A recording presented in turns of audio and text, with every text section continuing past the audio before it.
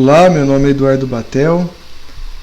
Nós vamos dar sequência nesse tema das exposições, que é o sexo e consciência. Hoje é a exposição número 3 desse tema. Essas exposições são baseadas em vários livros, mas principalmente nesse livro que chama-se Sexo e Consciência, do Divaldo Franco. Na exposição passada, que foi a segunda, a gente falou sobre mediunidade e polaridades sexuais, que quem é médium ostensivo, ele acaba desenvolvendo a polaridade sexual oposta à que ele está encarnado hoje, do seu corpo físico atual, e que isso não interfere em nada na sua orientação sexual, na sua afetividade. A gente falou bastante sobre o processo reencarnatório, que ocorre todo um planejamento, um acompanhamento, uma proteção de espíritos especialistas em reencarnação. Ocorre nesse planejamento uma escolha do casal apropriado que vai receber aquele espírito que vai reencarnar como filho, e essa escolha ela acontece tanto da parte orgânica, como achando um casal que tem sim um material genético adequado à formação do corpo físico que aquele ser vai precisar, e eles escolhem também a parte moral desse casal, para ver se vai ser compatível, também se vai ser adequado para o que aquele espírito que vai reencarnar precisa.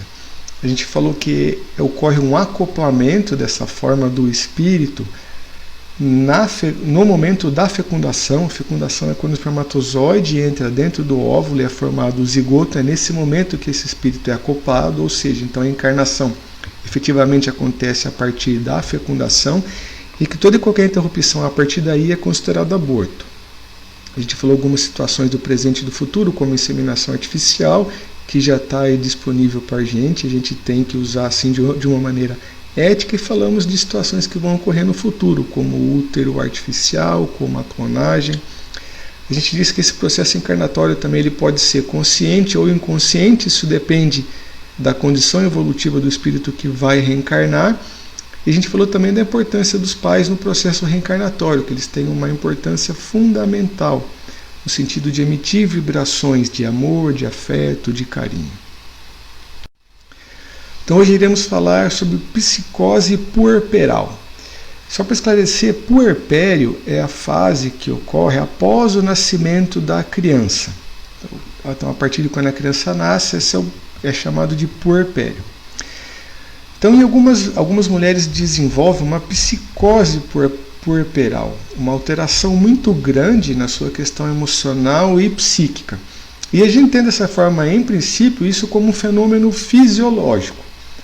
Nessa fase, após o nascimento da criança, no puerpério, ocorre uma produção de algumas substâncias químicas que atuam no metabolismo da mulher e alteram o seu metabolismo da parte neuronal, da parte psíquica, e isso promove um desequilíbrio emocional muito grande na mulher.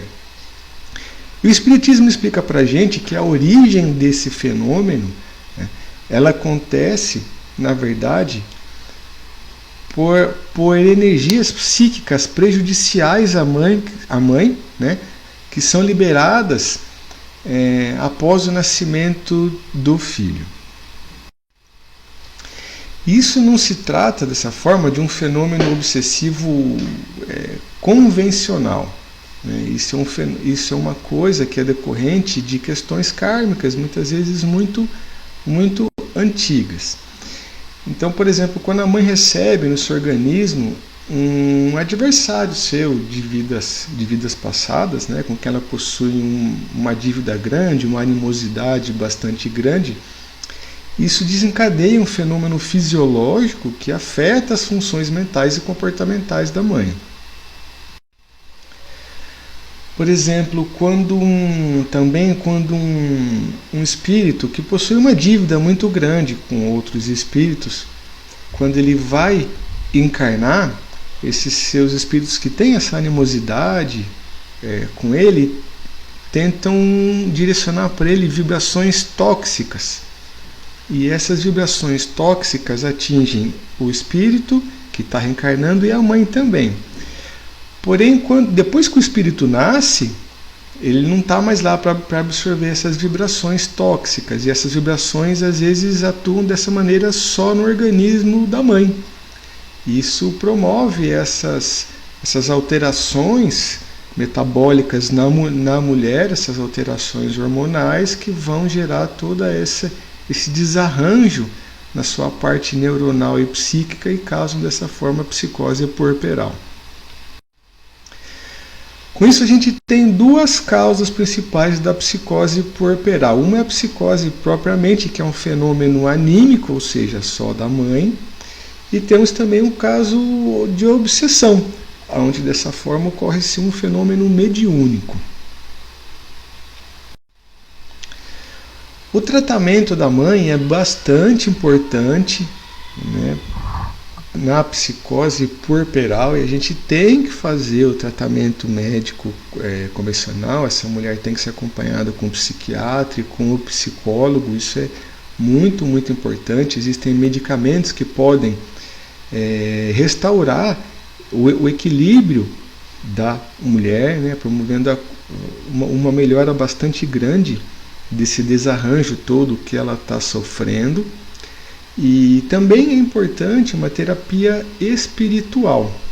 Isso o Centro Espírita pode fornecer para a gente, principalmente pela fluidoterapia, que são os passes e a água fluidificada e também as orações.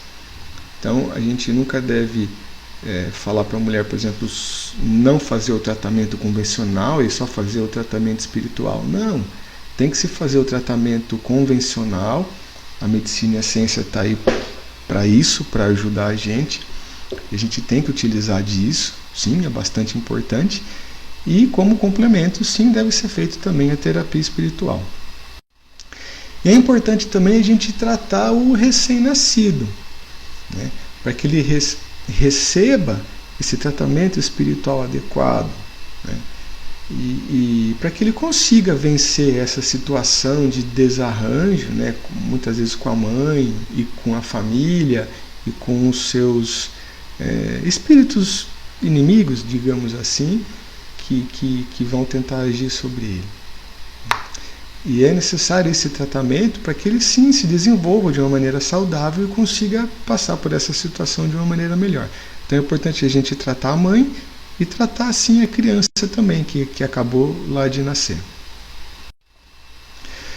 Agora falando sobre reencarnação e famílias não planejadas. Geralmente uma família ela é projetada, ela é planejada pela providência divina. Ocorre todo um planejamento que a gente já falou na palestra anterior por uma encarnação. E dessa forma, por exemplo, uma gravidez não desejada de uma adolescente, isso aí ele está programado ou não está programado? Ou foi um acidente, um imprevisto que aconteceu aí no meio do caminho? Então, isso pode ser, na maioria das vezes, ele não pode ser necessariamente um planejamento. Esses acidentes acontecem, a gente faz uso do nosso livre-arbítrio, né? Tomamos atitudes como a gente quer, a gente tem o livre-arbítrio, e pode acontecer sim uma gravidez não planejada numa adolescente, né? Mas se isso aí acontecesse, não ocorreu esse planejamento disso daí previamente, a partir do fato que isso aí ocorre, a espiritualidade faz uma programação meio que emergencial, nova, em decorrência desse fato novo que aconteceu, né? E essas gestações não planejadas, muitas vezes são oportunidade de uma reencarnação para muitos espíritos que são rejeitados e que querem reencarnar e não conseguem. Agora falando sobre o planejamento familiar e o uso de contraceptivos. Então, o planejamento familiar é uma necessidade que o progresso impôs para a gente. Tem algumas pessoas que pensam, por exemplo, que a gente não deve fazer o planejamento familiar, que a gente não deve planejar isso daí e tem que ter o tanto de filhos que de acordo com que a vida vai correndo, falando que Deus sabe o que é melhor para nós, né?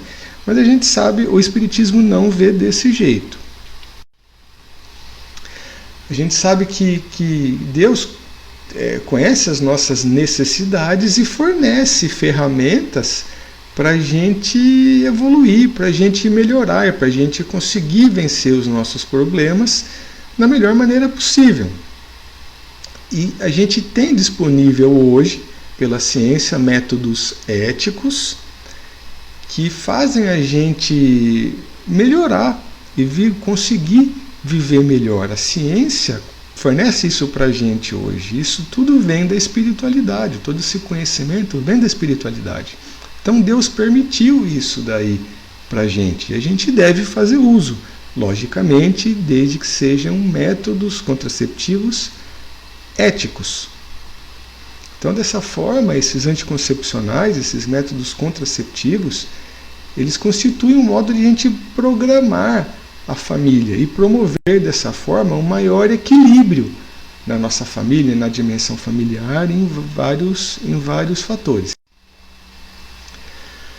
Então, o planejamento familiar é uma ferramenta útil para que o casal faça essa programação, de dar uma assistência tanto da parte de alimentação, financeira, de saúde, de educação, para toda a família.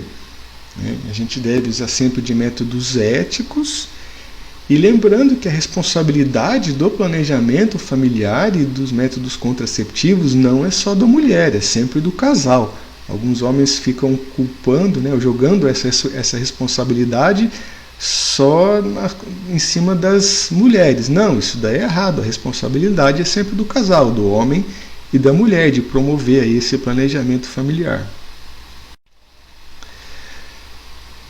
Dessa forma, à luz do Espiritismo, a utilização de anticoncepcionais éticos, ele é perfeitamente factível. Sim, o Espiritismo vê isso com bons olhos.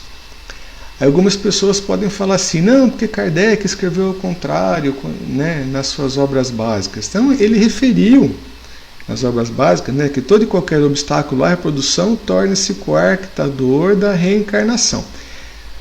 Porém, ele estava se referindo nessa época ao aborto, que era o único método anticoncepcional que existia na época. Não existia microscópio na época de Kardec, por exemplo. Não se sabia desse mecanismo todo da fecundação do espermatozoide, do óvulo. Não sabia de nada, como tudo isso daí acontecia. Então, o único método contraceptivo que tinha na época era o aborto. Então, por isso que Kardec escreveu isso daí. E, para terminar, o Espiritismo, então, ele examina essa questão do planejamento familiar com muita simpatia, identificando recursos positivos que instituem critérios para excelentes resultados na constituição do lar. Logicamente, se usarmos métodos éticos para fazer esse planejamento familiar, métodos contraceptivos éticos, e temos vários deles. Nós temos a pílula anticoncepcional, mesmo a pílula do dia seguinte, ela não é abortiva, é um método ético. O DIU é um método ético também, porque todos eles agem antes da fecundação. Então, os métodos contraceptivos éticos são todos os que agem antes da fecundação.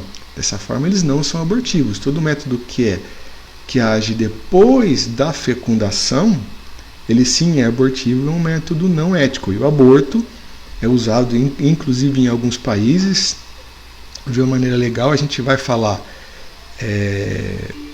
posteriormente sobre o aborto com detalhes, mas ele é um método anticoncepcional não ético, porque ele age depois da fecundação. Obrigado pela atenção de todos, espero que tenham gostado. Até a próxima apresentação.